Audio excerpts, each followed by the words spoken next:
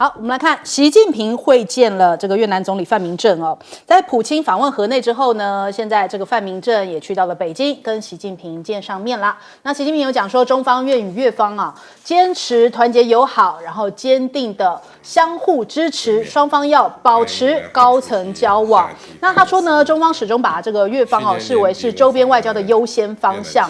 来坚定支持越南走符合本土国情的社会主义道路呢。也愿意同越方来构建中越命运共同体的主线，围绕着6个更那这6个更是什么呢？他就说这个双方的要保持高层交往，来推动"一带一路"以及提升双方互联互通的水准，推动两国务实合作发展。而且中方也会加大就是中国的企业呢对于越南的投入，希望呢越方也可以回馈就是说替这些中国的企业提供公平公正非歧视性的营商环境，也就是说不要跟着美国走。那范明政的回应是说，现在这个越中越的命运共同体不会受到外界的挑拨离间啦，就很明确的告诉他，这个美国其实并不是他们会跟着走的这样的一个压力他们会按照自己就是中方提出来6个更的这样的一个总体目标，来增进双方的政治互信，深化务实合作。那这可能也是非常有战略意义的一个展现那再来，这个其实这一次范明政来人家讲说他可能是为着高铁而来，因为他看到了这个中国大陆的高铁这现在目前新建也带动了很多东南亚的国家的这样的一个经济上面的发展根据越南政府新闻网他们发布的消息说，范明政在大连世界经济论坛期间，对于中国铁路通信信号集团的董事长有所表示他说希望在这个铁路建设、设计还有技术转让方面很需要中国的协助那越南他们现在计划要修建跨境铁路来连接中国大陆的这个云南省还有越南北部的港口那连接之后呢，这样子就是等于说这个计划里面还包含了这个谅山省跟河内之间也要修建一个道路。越南的交通部长讲说，很需要中方的支持，来计划这个新建中的这个目标。这个协助计划中来连接越南的北部跟南部，大概是1500公里的高铁项目。那预估呢是在2026到2027来开工。那范明政是欢迎说中方的企业能够赶紧来加入到这个越南的大型铁路项目包含了来培养一些人才转移技术最主要就是有这个铁路其实经济的发展才有一个这个立基点嘛。那过去其实在2006年的时候，越南政府当时就提出一个南北纵贯铁路的计划，到了2030年要来建成南北高速铁路，但是自己是建不了所以当时有找日本求助，但是因为日本开价比较高，所以那时候就不了了之了。一直到2016年，他们再次向日本又提出了这个计划但是后来还是也是没有办法建成。那这一次根据大陆的媒体第一财经的报道，就是越南的交通部长呢，他在今年5月份的时候有去拜会一下中国铁路系统，3天有7场的会见也是希望说中方的铁路合作呢能够赶快成型，让他们这个铁路赶紧建起来。因为对照一下其实你看现在这个中辽他们赚了这个100亿的人民币所以越南看的也是觉得很羡慕辽国有这样的一个铁路他们开通了这个中辽铁路开通以及亚万高铁的开通通车才9个月时间货运总值就已经超过了100亿人民币那所以也使得这个越南感觉好像越来越被边缘化，所以要赶紧跟上这个脚步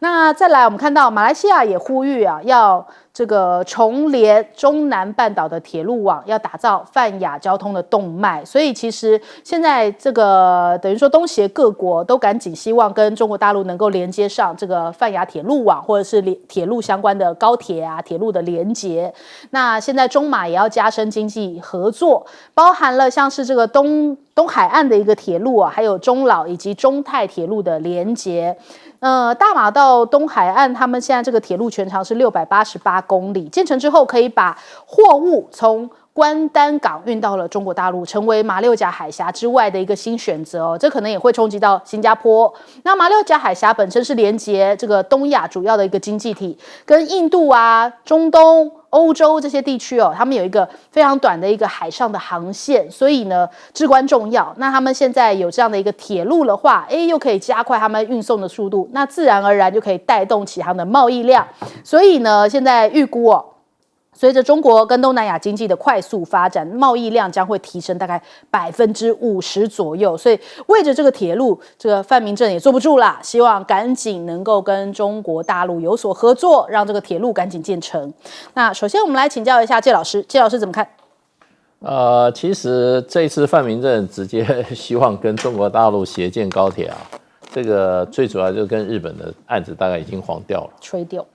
了，因为谈了好几次。去年的这个时候，去年年初的时候，范明正还公开呼吁，希望日本协助，建这个高铁。这个案子，尤其高铁部分，5年前就提出来了，然后一直没有一个动作啦。然后呢，日本人当时跟越南讲说，全线修完，2045年。我老天啊，现在才2025都不到，给他修20年是什么意思啊？对不对？然后呢，问题就变成就是说。以前越南也找过日本人帮忙啊。你知道越南事实上跟日本人的关系也有它的历史渊源。越南在它中部有个惠安港哈，在这个日本的这个幕府时代啊，就已经有日本人在越南那边出现活动。因为它是这个商道上面所谓的这个中国沿海商道上很重要一个点啦。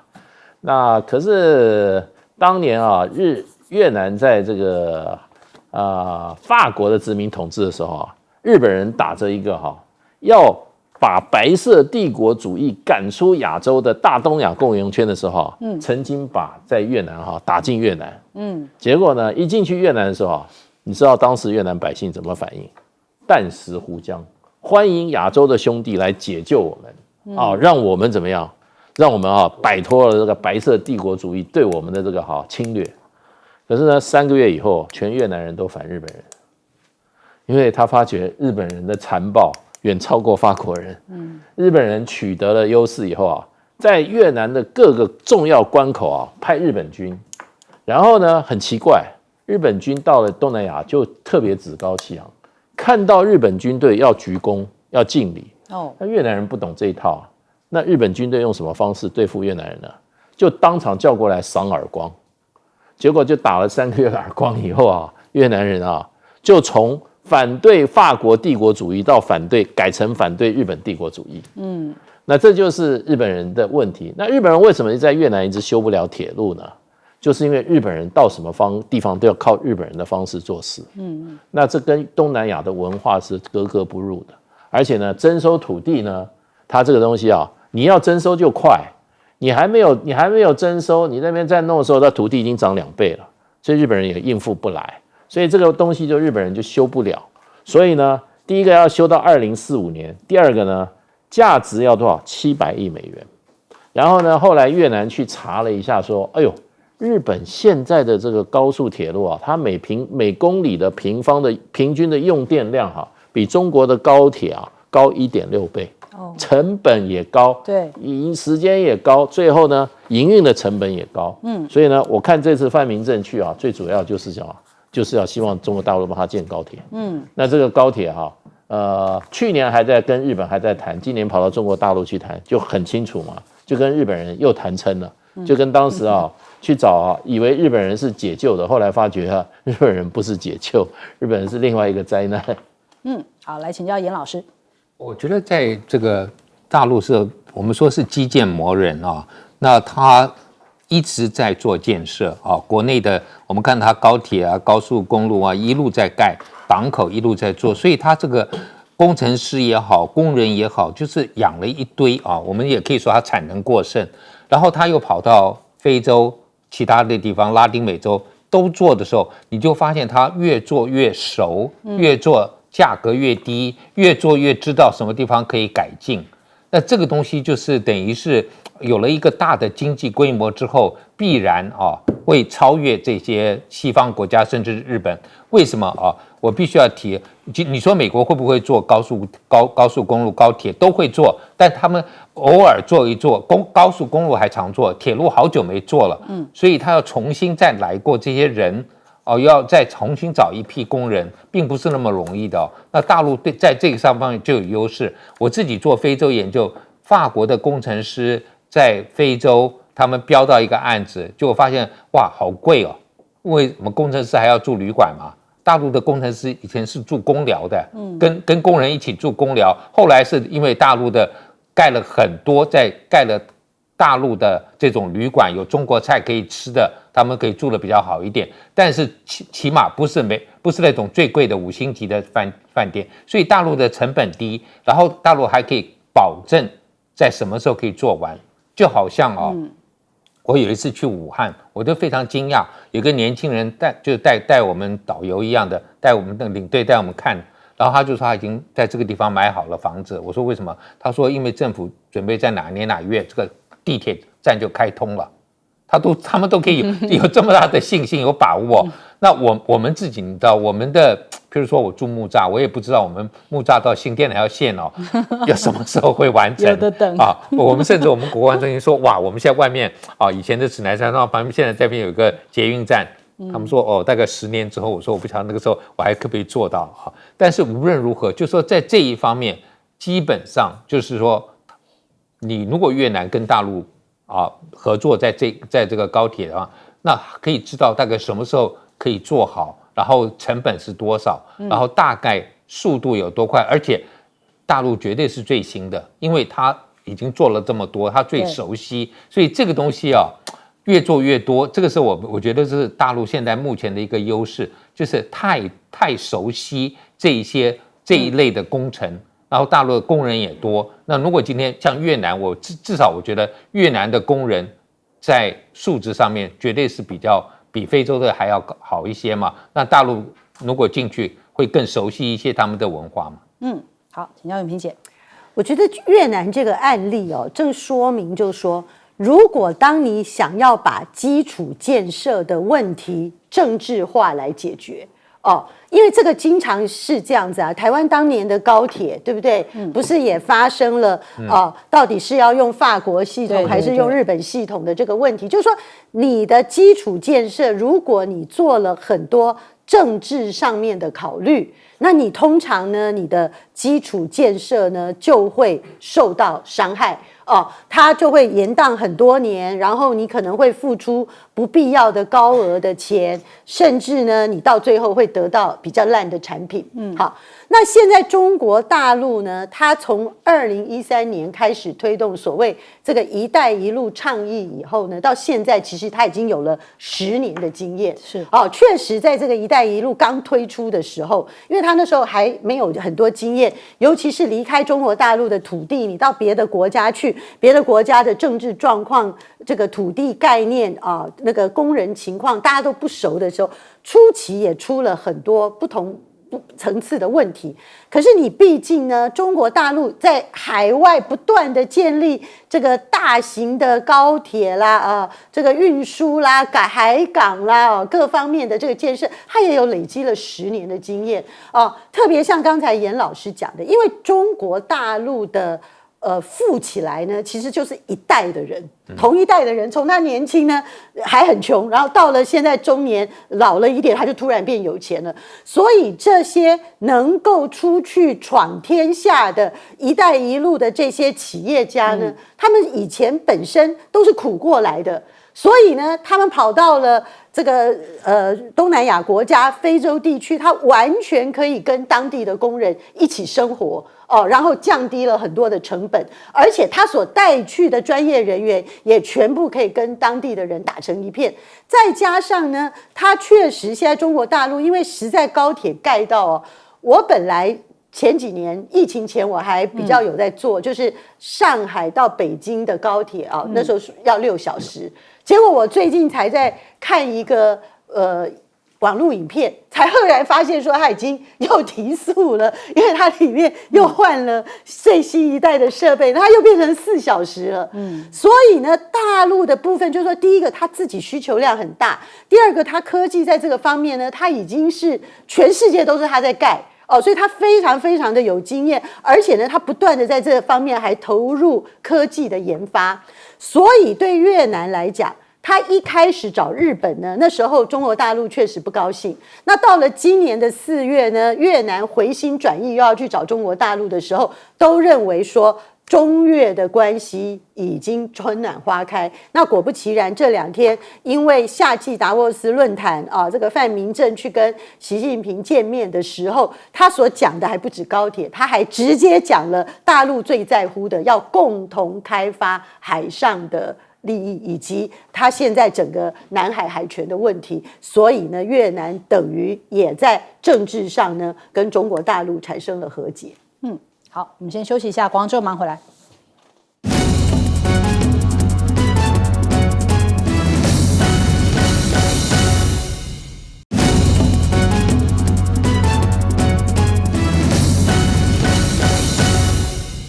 好，今天全球都在关注一个话题，就是这个在南美洲的玻利维亚竟然突然发生了政变哦，怎么回事呢？这个玻利维亚的军方突然包围了国家政府的大楼，企图要发动政变哦。我们直接看画面哦，就是士兵全副武装，还有这个军队坦克是直接进攻这个行政首都。这个拉巴斯的市中心的这样的一个广场朝总统府前进哦，那1辆坦克是直逼大门，还有大批的士兵要强势进入。那这次的政变主导者呢，就是玻利维亚的前军事将领，叫祖尼加。他说很快就会有新的内阁啦，我们国家不能再这样下去了，目标就是要让玻利维亚重建民主啊，又是民主啊！听到民主这个词，大家就开始有所联想了，因为一直在这边要策动政变，或者是这个实施民主的背后那一只黑手啊，好像总是同一个国家啊。那玻利维亚的总统这个阿尔斯他就讲说，我们不能允许政变企图再次夺走玻利维亚人的生命我们要敦促每个人来捍卫民主。所以他喊话，就说希望所有的民众站出来所以民众通通都站出来发声也就是让这个等于说要发动政变的祖尼加后来就被逮捕了。那这一场政变就这样子结束，现场的民众也发出了阵阵的欢呼声，因为后来这些民众就是集结到这个被包围的这个政府这一边逼使这个祖尼加他们这样子的一个军队士兵呢赶紧的这个撤退，然后他最后也是被逮捕而收场。那其实玻利维亚政变，人家讲说这是会不会是藏着美国的阴谋？一觉醒来，这个锂矿大国发生了闪电政变，因为大家印象当中玻利维亚就是它是一个左翼执政的政权，而且它是一个锂矿大国，甚至呢之前波顿都有参与过。他说我曾参与策划外国政变当时大家讲说他口中讲的这一个国家就是玻利维亚。那在2019年的时候，其实玻利维亚当时就发动过政变玻利维亚的军队跟相关的利益团体，他们从1982年之后就处于所谓的中立状态但是一直跟美国 CIA 这些国外势力保持着往来，所以 CIA 好像一直都有参与在玻利维亚的这个政治政局当中。那这一次美国为什么又要发动这样子的一个政变？人家讲说可能是来自于中美之间的这个锂矿之争在南美中有3个国家占了世界1半以上的锂的这个储存量。锂为什么重要啊？其实这就是电动车的电池要用到的一个关键的一个等于说元素了。那所以你看，现在目前阿根廷玻利维亚、智利，他们这3个国家就加起来就超过了世界上1半以上的这个锂的产量。所以中美都在这边有所较劲。锂是制造电动车电池的一个关键金属所以现在中美都在确保锂的供应。美国是不是也是因此要开始策动一些这个不同的声音出来呢？因为现在毕竟是比较亲中的这个政权嘛，是比较左翼的执政嘛。那我们来看看这被点名到这3个国家：阿根廷、玻利维亚跟智利阿根廷过去呢，他这个狂人上任的时候呢，其实他当时是怎么喊的？他其实是反对，是反中的他当时是这样子喊的这个米雷伊。但是他现在态度也软化了，他就讲说，民众如果想要跟中国大陆做生意也是 OK 的。那智利呢，其实他也是蛮亲中的，在去年10月份的时候，智利总统这37岁的年轻总统去访问这个中国大陆，然后还拍了影片去看长城、看故宫，还在网络上社群上面有引发一波讨论，因为感觉他这个穿着很随性啊，而且他跟中国大陆的文化也这个交流的挺好的，也有一波讨论。那这次的玻利维亚同样也是这个比较界定于在亲中的这样的一个态势哦，他也在去年的时候有讲说，期待跟中国大陆来深化各领域的合作。所以是不是对于美国来说，这3个国家产理量最多的3个国家，怎么都跟中国大陆越走越近了？他是不是看得不乐意了呢？才会有这样子的一个大家开始在想说，是不是跟美国有关的一个联想哦？那事实上，这样的联想其实也是其来有自的，因为美国的门罗主义影响南美洲，我们找出这样一个地图美国先后56次进入到这个拉丁美洲，大概我们有列出来，这个其实是这个美国的媒体整理出来的图表啊，什么任何各式各样你想得到的，他可能都有介入过、参与过他们的相关的政变，智利啊、巴拿马、尼加拉瓜、洪都拉斯、萨尔瓦多。古巴、海地这些通通都有美国的影子来参与他们的政治或是政变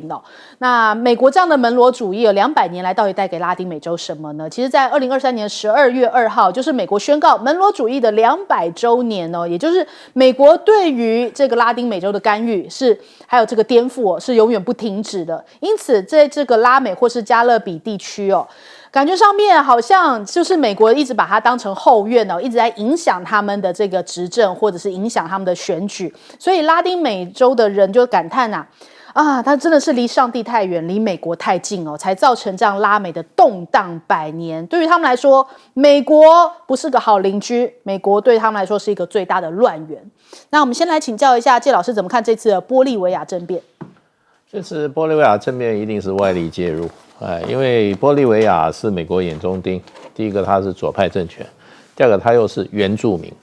它这个双重的对美国利益极为不好。因为他们是比较会清算这个就是说欧洲人在南美洲的这个殖民的历史对，你知道过去10几年前吧，那个我们以前念书的时候，对不对？哥伦布发现新大陆，对不对？他500年的时候，那时候这个美国啊、欧洲啊又开始在大庆祝哥伦布发现美洲500年。结果美洲的原住民都起来说他什么发现？他来的时候我们已经在那边住了5000年了，对不对？只是他来了以后，我们人口就会被他少了5000万吧，对。我们那个最大的文明，我们的印加文明就被他活生生的怎么样？活生生的把它灭亡。对。然后呢，把他的遗迹通通铲平啊。所有的文明的迹象全部都铲平啊，对不对？那玻利维亚几年前他选出一个真正的原住民的总统 Morales， 后来也被搞下来了。可是你知道，就是说在整个中南美洲有2个比较非欧洲移民能够掌握政权，一个玻利维亚，一个秘鲁。那这2个国家呢，事实上是严格宽感的，而且它都有什么？它都有左派。因为为什么有左派？像秘鲁还有所谓还有毛派，因为为什么他们是真正是被压迫了？从哥伦布到了美洲的话，他们就整个的文明人种被人家殖民、被人家欺压了几百年，好不容易拿到政权，所以玻利维亚是它是又左派又原住民，这2个事实上就是说应该是原罪，这违反了美国让这个美洲没有各种革命的一个很重要的，只能有一种革命，就是呢，把跟他意识形态基本价值观，然后这个说穿点还有点种族背景不同的人这些人是不能长久执政的，不听美国话的就不行。没有，这个是根本利益冲突。所以呢，这种政变你去看这个从这个阿根廷还纯粹是白人政权，到智利。到这个哪一场政变没有美国的影子啊？对不对？美国比较客气的，就是说我只搞个政变而已的。那比较不客气的，就直接海军陆战队就去把你占领了，把你换人了，对不对？所以这这个波顿是老实讲大实话的啊，这个人不太适合做美国的这个国安顾问啊，所以做了2天就下来了。他讲都是实话，他天天在那边搞政变，对不对？所以呢，玻利维亚这一位哈，我一看这位军人啊，退休的军人，这个他的长相哈，我觉得他就很像 CIA 想要找的人。好，我们来问一下严老师。我自己做这个政变军事政变了那我常常在跟学生开玩笑，我说拉丁美洲让我现在很失望都没有什么新的案例了因为非洲一直有案例，那拉丁美洲我说不晓得怎么搞，好像从70年代、80年代很多的军事政变到目前非常的少，可这一次看起来又是一个发动的情况。那我觉得这个最主要它失败的原因，我们来看一下我最近看几个非政变的原因，成功的原因都是老百姓抗议，抗议政府，然后那个军人就跟那个总统说：“对不起你看老百姓对你都不爽，我们也没办法支持你了。”就是夹老百姓的这个反对声浪，让这个总统下台。这个最近发生很多次。那还有就是总统可能有涉及贪腐他现在讲的这个比较非常笼统，所以看不出什么。刚刚介大师也讲了，对不对？你看美国 CIA 在70年代当初致力是用和平的选举方式、民主方式选出一个共产党，哇，那 CIA 觉得受不了了，赶快把它给推翻搞一个政变把它给推翻，而且这个总统是死在这个就是被这个空军轰击总统府死在里头的。这个阿延代是这样子死掉的，所以我觉得这个是美国过去在拉丁美洲，刚刚讲到门罗主义，门罗主义原来的想法是说，欧洲的国家不要介入西半球，就是美洲的事务。结果那个老罗斯福总统加了一个推论说，欧洲国家不能介入，我们有权介入，所以就开始介入。所以20世纪你看，整个从古巴那个美国跟西班牙战争之后，他就不断的介入什么接收人家的海关，帮你收税，什么都做，占领海军陆战队占领，然后还像巴拿马直接把你总统抓走。那前一阵子他们在这个委内瑞拉也是一样嘛，一开头是看这个强势的这个军人也是原住民的他觉得不爽想把他弄下来，结果没有。后来再换了一个总统，他又开始支持反对势力，然后还一直承认那个反对势力作为一个这个总统，结果没有成功，现在也搞了一塌糟。所以就表示说，美国在拉丁美洲，他一直认为他有权干涉这个是我在美国读书的时候，我就可以感受到，当美国当年要还巴拿马运河的时候，就有好多人说，他说你们知道那个有一个东西叫门罗主义，我们为什么要还给他？这是我们做的，我们盖的，应该就是我们的都忘记他们那个时候怎么样把巴拿马从这个哥伦比亚独立出来，硬搞一个这个运河。所以美国在拉丁美洲这种态度确实是让很多拉丁美洲的国家觉得 enough is enough 够了。所以他们今天有一个不同的势力，中国的势力介入，我觉得确实会让他们希望能够透过这个势力，让美国稍微改善一下态度，至少要像小罗斯福总讲的吧，来个睦邻政策吧，稍微好一些吧。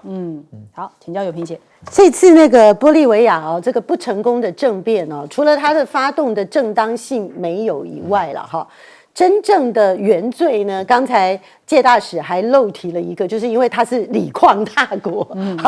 锂矿大国现在多么不得了因为中国大陆呢电动车已经称霸世界了，电池已经变成世界的市占率如此之高的。那如果锂矿又跟中国大陆合作，又被它掌控，这个还得了？所以对美国来讲呢，除了左派政权，除了原住民政权以外呢，还有觉得不可忍的就是锂矿，这个是明显。那这个现任的这个总统阿尔斯他为什么这个政变不容易成功？因为他其实是受人民爱戴的一个总统。第一个，他是一个经济学家。他虽然是左派，可是他就是之前刚才讲的那个莫拉莱斯的当总统的常年的经济部部长，他从2006年开始呢，就不断的带领玻利维亚的经济开始变好，人民开始不要那么穷困，所以呢，他在整个2000年代的那个玻利维亚的有经济成长的奇迹年代呢，现在的这个阿尔斯是一个非常代表型的人物哦。那他现在当然目前他还在解决这个美元不够啦哦，很多种种的这个问题。可是整体而言，民众是支持他的啊，他是带领民。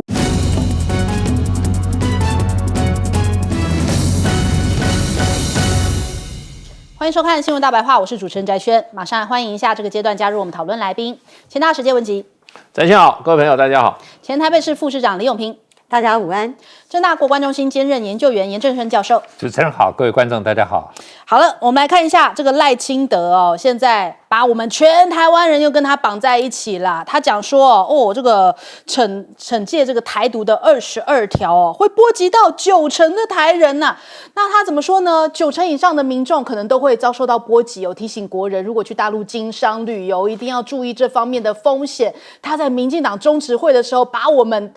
其他我们也没有主张台独人，给他绑在同一条船上面，绑在同一台车上面。我们可没有要台独啊，拜托一下。所以你觉得很奥妙的是说，民进党前一刻就说哦，你们这些人全部都是第5纵队，下一刻说啊，你们全部都跟我一样是台独，这是一种什么样的一个奇怪的分裂状况吗？那再来我们看看哦，这个陆委会还跟着唱和哦，今天要这大动作开记者会说，接下来去大陆可危险了，这连3级跳到了橙色警戒哦，因为马上就会有这个福州马祖采线团在29号要出发，他就说没有必要的话不要前往，现在很危险的，已经到橙色灯了。红色灯是怎么样？红色灯是比方说像乌克兰那个这个巴勒斯坦现在是红色，就是正在战争当中。那橘色就是一个准战争的一个状态。突然之间，大陆旅游变成了一个好像橙色灯，没有必要的话是要避免旅行的。本来大陆是没有任何的警示灯号的，就是连灰色灯都没有的哟。那直接连升3级是为什么呢？因为赖清德生气了，他生气，你怎么可以有这个22条对我们呢？所以我们立刻给予一个严厉的反击，然后这样连升3级，也不知道这是什么样的一个基础点。总之感觉他好像很凶狠。那但是呢，我们来看看现在目前我们列在橙色的国家，以色列、黎巴嫩、菲律宾，现在是跟大陆已经感觉好像这个擦枪走火，快要随时爆发了。所罗门也是在其中哦。根据维基百科的讲法，橙色的灯号呢，是发生在有政变、政局极度不稳、暴力武装持续区域性的扩大的，还有这种大型的这个灾难啊、饥荒啊、人数持续在增加，以及突发重大天灾，比方像之前南亚海啸这种情况。现在这个大陆有符合任何以上一点吗？还是说你已经觉得现在是一个准战争的情况了吗？我们现在要这样子来看待两岸了吗？所以这样子的一个灯号，赖清德你到底在透露一个什么样的讯号给台湾？给中国大陆呢？那再来我们看一下哦，这个谁能摸得透我们的于将军哦？都快要变台湾之光了，就是被大家笑到这个不知道该怎么说了。你看这个微博上面在讲哦，台独综艺天王于北辰哦，忽悠岛民的表演又出现了。他一会儿呢说这个共机不分昼夜扰台，一会儿又说共机哦都是挑天亮才能够飞哦。那我们来看看他的讲法是什么？台湾夜航不容易哦，一飞出去天是黑的，地也是黑的，然后星星是倒影，会倒影在这个海面上面，所以你就分不清楚哪边是天哪边是地啊。讲的好像一副这世界上没有红眼班机哦，客机也会有晚上飞出去的就分不清楚了。他到底懂不懂呢？让大家觉得看完之后在说什么呀？然后呢，他一开始的时候是讲说共机不分昼夜扰台很可恶，然后讲到后半段，因为这个夜航不容易嘛，他说我们比共机厉害，我们比解放军军机厉害，所以呢，这个老共飞机来台都是挑天亮，因为他们晚上不太敢飞啊。主持人还这样唱和就说会怕就好，会怕就好，这样懂得怕就好了。然后他还讲说这个中国大陆的雷达没有我们好，因为上次他讲 GPS 被我们笑嘛，就说没有 Google 这件事情，他现在改说雷达了。他说我们现在雷达有多厉害，我们台湾雷达还可以看到以前看不到的东西。人家说看到鬼吗？看到阿飘吗？什么叫做看到看不见的东西？然后就到底歼20看不看得到，这是大家关心嘛。他说这个我就不知道。然后不知道完，他觉得好像有点没面子，还说这是我卖个关子而已到底能不能看到歼20还不说呢？就是人家讲说你真的是在说这个什么相声吗？还是在脱口秀吗？怎么就是又有一篇新的这个代表作又出现了？继这个解放军登陆没有 Google 之后，现在又开始在那边讲说一下不分昼夜，一下子又说雷达如何如何的，真的是一直在秀下限哦。那再来我们来看一下。中国大陆的海警闯到了金门海域，进入到金门海域，央视讲说，这不是闯，这个是扩大范围的一个新模式哦，因为他们现在这个陆海警的编队进入到了金门的这个水域，他说现在接下来就会采取这种全天候的强度提升的巡查行动，转向常态化、日常化。玉渊谈天就讲说，现在大陆的海警呢，正在金门水域展开这个执法的新模式哦，所以未来可能会用单舰或是两分队形式来进行。大陆是一直在推进他们对于台湾的一些这个寻常化的这样的一个巡查啦。那我们台湾到底准备好了没有呢？看一下这个。解放军呢，他们在5月23号举行了联合利剑 2024A 的环台演习之后呢，他们现在目前大陆的国防智库就这个雄风反舰飞弹的机动部署演练有一个详细的分析，包含了像是因应这些什么经纬度啊、所需时间啊、行经路线都有完全的掌握，就说一开战就能够有效的歼灭哦。那再来看到这个南海的叠对叠的一些措施，玉渊谈天也有抛出来说，这个美国悄悄到这个我们这个家门口来，在做啥呢？他就说在南海投放了潜舰探测器，然后他们就是这样看到，这样子美军飞过去之后，这个电子设备这样子从空中掉了下去，他们就去打捞。然后打捞之后，捞上来发现可疑的细节，这个是不是在想要来监控潜舰呢？这样的一个潜舰的监测器，就这样大喇喇的到你家门口来丢下来哦。那这个菲律宾的驻美大使有讲说，接下来如果台海爆发战争的话，会准许美军来使用菲律宾的基地保护台湾。他说，因为现在南海仁爱礁这个争议越来越高，那所以接下来有可能在南海会跟中国大陆有冲突的可能性，波及到整个印太地区，甚至是核战争。如果台海战争爆发的话，菲律宾也会提供基地给美军来使用，直接叫战了吗？首先我们来请教一下这个永平姐怎么看？我们到底是全民台独还是全民第5纵队？我们自己都错乱了。首先我对于我们主持人翟轩刚才用的2个字呢，印象深刻，说这个情况好奥妙哦。我也觉得很奥妙，就是说同样的事情，同样的说法呢，在赖清德和民进党错乱的解读之下呢，任何时候都可以发生在平行时空就是一下呢没有支持赖清德的人呢，现在突然都被他绑上台独的这个船上，真是莫名。当时莫名其妙，大家不支持你，不就是因为你这个支持台独60%的人反对台独吗？对不对？那你这个这么清楚的事情，结果他却把他说，现在台独22条，全台湾90%的人都有影响，那真是奇怪了。我一辈子行得正坐得端，从未主张过台独，干我什么事？对啊，对不对？你把我也弄上去，简单说，你赖清德，你就算绑我们，通通绑到你台独这一艘船上，眼看这个船要下沉了，我们也不可能做你的救生衣，也不能变成你的救生圈，他把我们当人质了吧？他虽然愿意把我们当人质，可是我们自己可以不要变成人质啊。那我们自己不要变成人质的方式就是什么呢？就是因为我们又不是台独，我们怎么会害怕这个橘色警戒？你发橘色警戒也没有用啊，因为那个橘色警戒，如果内心里真的有所震撼的人，那就是台独派吧。那你有没有主张台独？你自己不知道吗？你有没有在脸书上这个转贴台独声明，或者是不断的对台独言论按赞，或者是经常去附和，或者是经常去演说？那像我们每天的节目，我们通通都是直接主张反对台独的，那我们到底怕什么？好，所以第一个我觉得实在是演很大，又骗很大，又试图绑架全台湾的民众。好了，那你要绑架全台湾的民众，那你另外一方面，也就是主持人为什么说很奥妙，可是你另外一方面又整天打击我们跟你意见不同的人，说我们是中国大陆的中共同路人，中共同路人，第5纵队。那既然是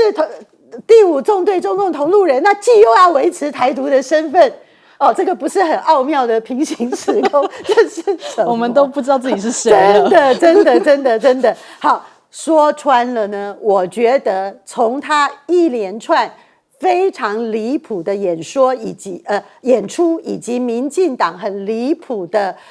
造谣假新闻的一条龙操作。当然，我讲的就是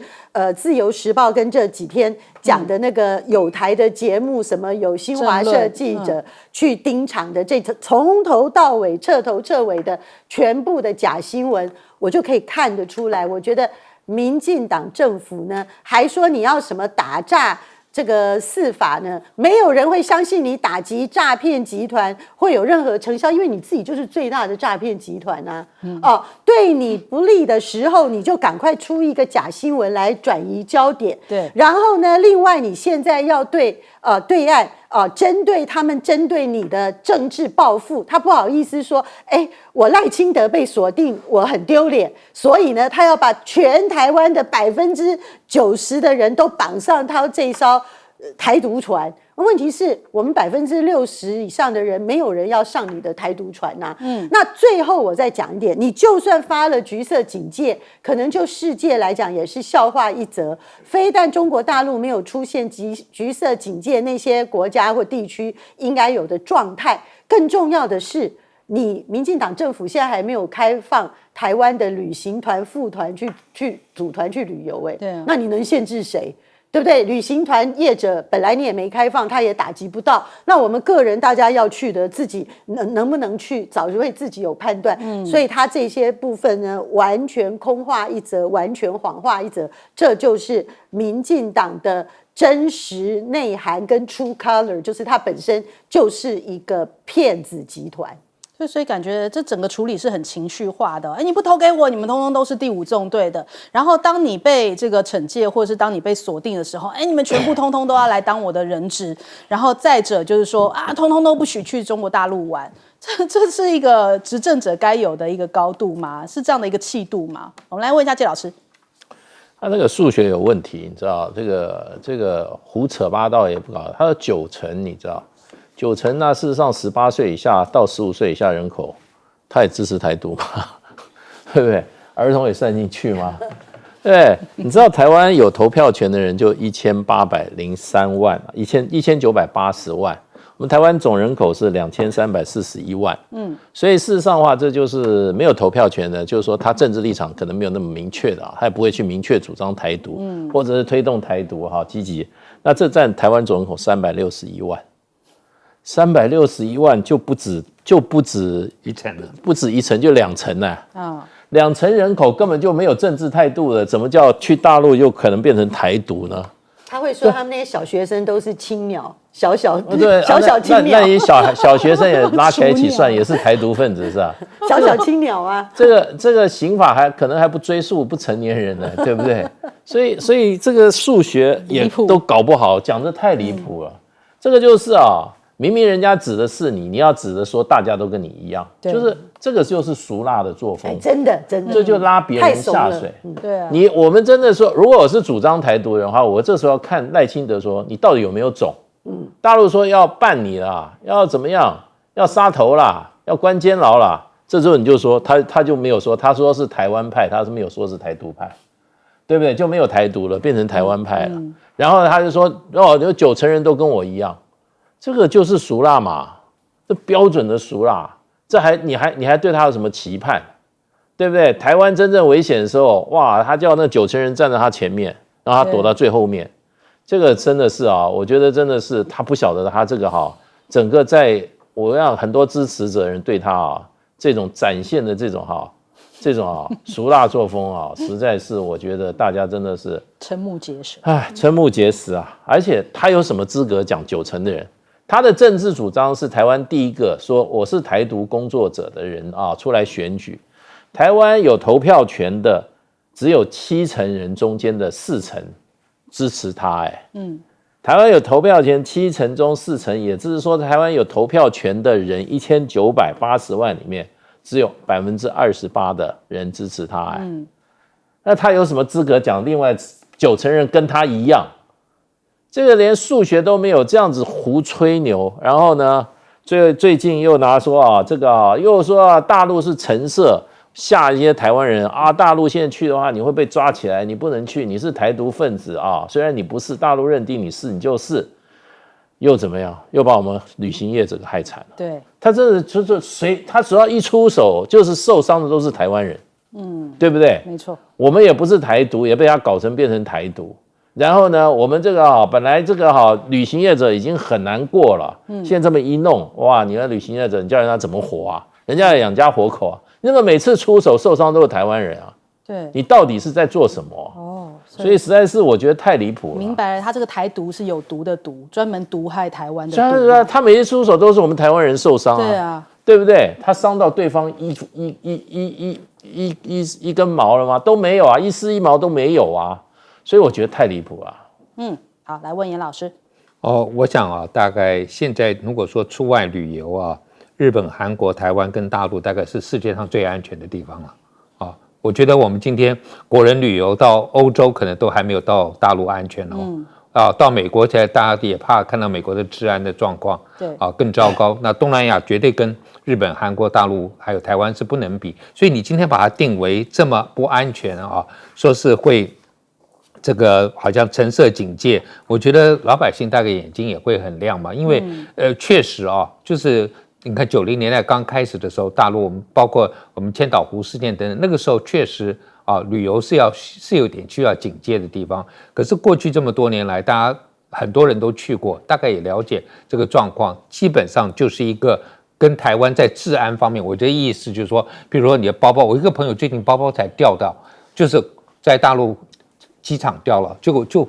是马上就找到了，这些都不是问题了。对，所以我觉得他这样讲没有意义。第二个就是说，如果说就是90%都是就是这个台独的话，那大陆我觉得老早可能就要打过来了吧？因为他觉得没有希望了嘛，对不对？因为他每天说寄望于台湾人民，结果寄望于台湾人民只有不到1%的话，那我觉得这个他大概不需要。你怎么会把你的希望放在只有1/10的机会呢？他一定不是这样想，他一定想是说激进的是这样，但是有些是其实没有特别的这个意见的维持现状的。那如果说有一些合适的机会或怎么样，也没有反对，一定不跟大陆有一些接触的。所以我觉得赖清德在这一方面确实是最好。我觉得他现在还没有。站稳脚步，还没有完全了解状况，少讲话。我觉得他连宪政的问题，他有的时候都会讲错话，所以最好不要讲话是最好不讲话莫测高深，大家还觉得你搞不清楚你到底在讲什么。那另外就是俞北辰的这个，我觉得大概就是还带给大家一点欢乐吧就是说正面看待俞北辰。对，因为我也不晓得，他每次讲说他数学不好的时候，我就是在想，后来想想还好他也不是炮兵，因为我最记得我以前小学的时候读数学，还跟过一个炮兵退役的人，炮兵要算的这个数学很重要。那他基本上还好不是炮兵。刚刚在会前我还在跟介大使讲，我说其实当军人，你说海军、空军的这个数学也是需要的大概我觉得只有就是说可能宪兵大概不需要。他是装甲兵，他装甲兵也需要，怎么会不需要？我觉得还是要啊。你包括你这个开出去，你的射程要算的，这些都很好啊。他加法很厉害。那我觉得台湾如果今天夜里头不方便一片漆黑，我们是北韩吗？就是说你看过那个地图，大家都看过那个图嘛，对不对？一片漆黑的只有北韩嘛，怎么会是台湾呢？我们看那个图就是亮点的那个，怎么这边地方那么黑？那就是北韩，那我们现在变北韩了。好，我们先休息一下，广告之后马上回来。